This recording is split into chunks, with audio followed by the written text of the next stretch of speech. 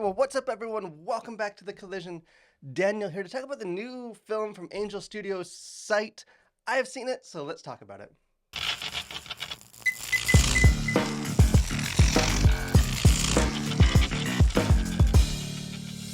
So the extraordinary success of the TV show The Chosen, as well as last year's surprise smash hit The Sound of Freedom, may have put Angel Studios firmly on the Hollywood map, but I think it's the kind of consistent, the reputation for quality and meaningful stories that continues to sort of draw audiences in, and its latest film is no different in that regard. Sight is a competent medical drama that is elevated by a very, I think, emotionally rich and character-driven exploration of grief and healing.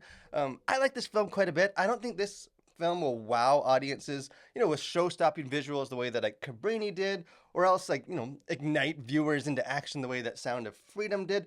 But this is arguably Angel Studios' most intimate and beautifully told story yet. So with a few exceptions, such as Angel Studios' somewhat uneven, foray into sci-fi genre with last year's movie The Shift, most recent faith-based films seem to have largely kind of fallen back on a template of telling inspirational true life dramas of really admirable Christian figures, and I do think that kind of approach will eventually grow a bit stale, but Sight attempts to keep things fresh by kind of utilizing a non-linear storytelling approach, because about roughly half of the runtime of this film is allotted to flashback sequences of sort of this esteemed eye surgeon Ming Wang and his difficult upbringing in China and eventual kind of immigration to America.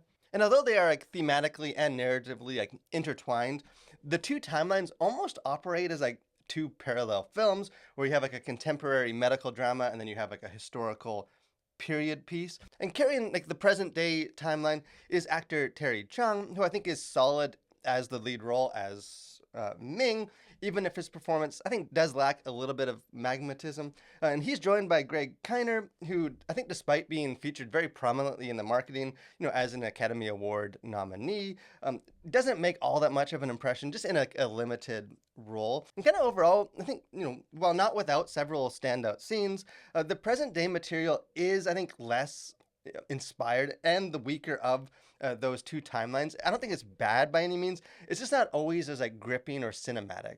But where this movie truly shines is in the second timeline, the sort of the flashback portions that are set in China, because here really everything comes together. The acting, the cinematography, the story, the music, all does kind of blend together in perfect harmony.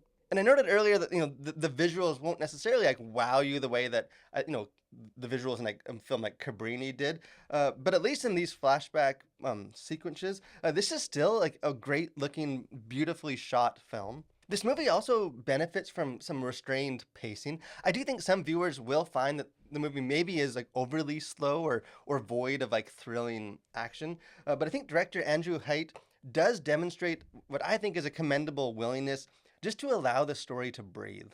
Because Sight resists almost the mechanical, pragmatism of many other faith-based films that are just so focused on sort of getting the message and the plot moving forward, and instead does allow some moments, kind of refreshing moments of almost meditative pauses, because there are scenes of characters simply enjoying the beauty of nature on the beach or being lost in the playing of a musical instrument. And I think kind of these moments are effective to visually communicate some of the central themes in this film, that experiencing life is about both sort of beauty and ugliness and peace and turmoil and joy and sorrow. I should note too that Sight is a faith-based film, and kind of the way that the faith elements are infused in the story kind of does land somewhere in the middle of the Goldilocks scale of the heavy-handed messaging of previous films, and kind of the more modern trend to almost bury the faith elements in subtlety. I think kind of the just right amount will probably differ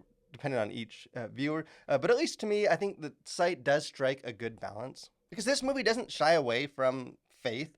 You have several characters that are speaking very freely about God and miracles, and a very pivotal scene in this story that is set in a church.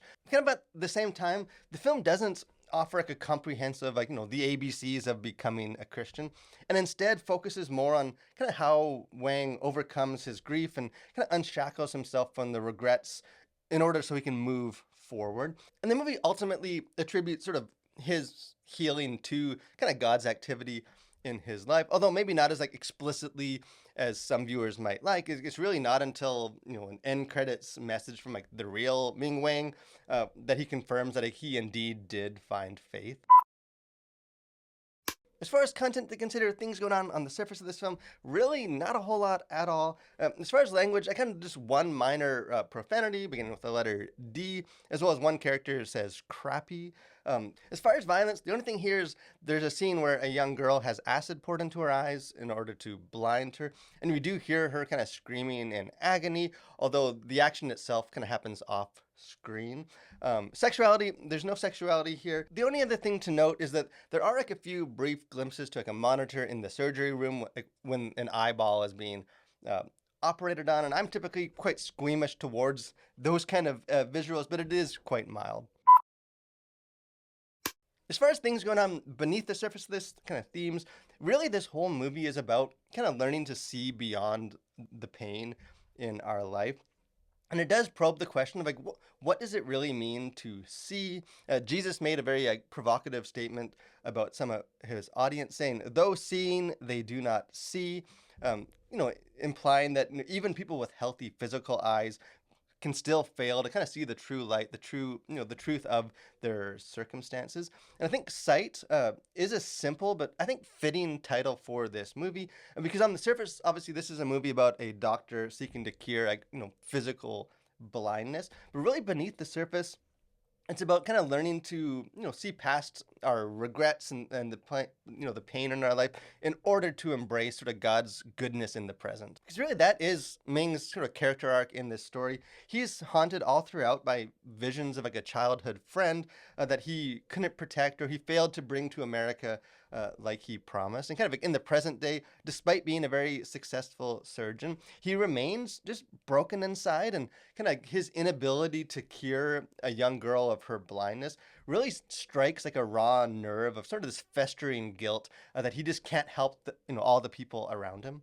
And in like a particularly low moment, he confesses to a bartender that there is things in his past that he can't get over, to which she responds, "Who says you have to get over them?" And then she says a refrain that gets repeated several times in this that says, "The present is made possible by the past."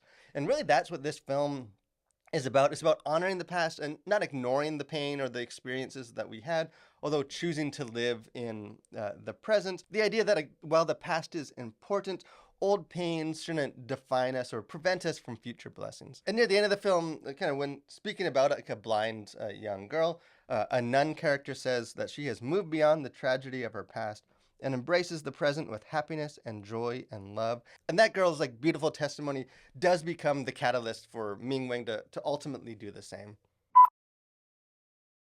So in the end, I'll admit I wasn't totally sure, what to expect from this film. I think Angel Studios has earned the benefit of the doubt, but kind of at first glance, Sight appeared to be just a very unassuming story that lacks some of like the hooks or the spectacles to help it stand out in like a very increasingly crowded field of faith-based films. But I think it almost won me over because it's unassuming. It doesn't revert to just any, cheap attention-seeking gimmicks, or, never feels like emotionally manipulative.